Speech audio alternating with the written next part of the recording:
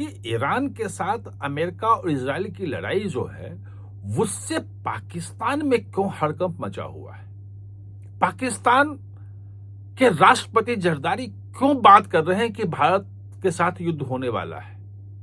पाकिस्तान की स्थिति बिल्कुल खराब हो गई है और उसको अस्तित्व का भी संकट सताने लगा है और अब वो अमेरिका को, दुनिया को फिर से बताने लगा है, जैसा कि जब भी उसमें संकट आता है, लड़ाई की बात आती है, तो कि हम एक जिम्मेवार मुल्क हैं और न्यूक्लियर बम हमारे पास है। न्यूक्लियर बम की क्यों याद दिला रहा है पाकिस्तान?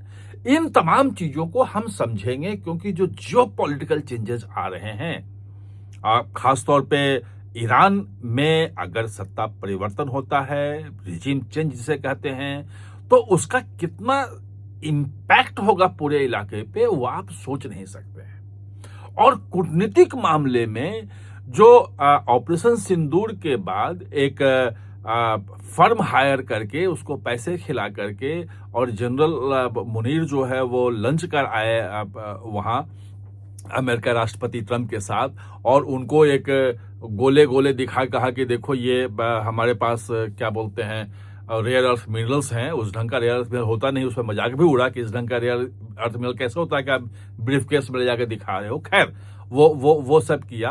अब वो खत्म हो गया है। खत्म इसलिए हुआ है क्योंकि पाकिस्तान में शुरू से ही एक इजराइल को खत्म करने के लिए कि इजराइल को हम मान्यता नहीं देंगे, ये पूरे अवाम को बताया गया है कि इजराइल को खत्म करना, नष्ट कर देना हमारा लक्ष्य है। अब वो इजराइल और अमेरिका के साथ मिलकर ईरान पे हमला कर दिया और ईरान ने बदले में खाड़ी के तमाम देशों पे हमला कर दिया।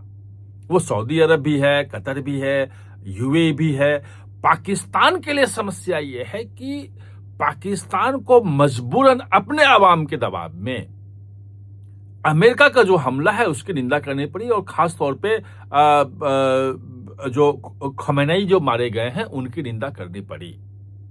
ये खाड़ी के देशों को पसंद नहीं आई होगी बात।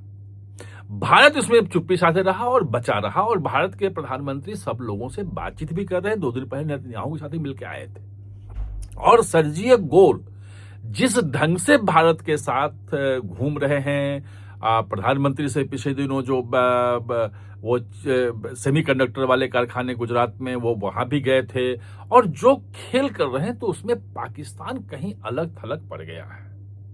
दूसरी बात कि जो ईरान अगर विघटित होता है, सत्ता परिवर्तन होता है, तो फिर जो जियोपॉलिटिकल जो अभी नक्शे जो हैं वो नक्शे भी बदल सकते हैं।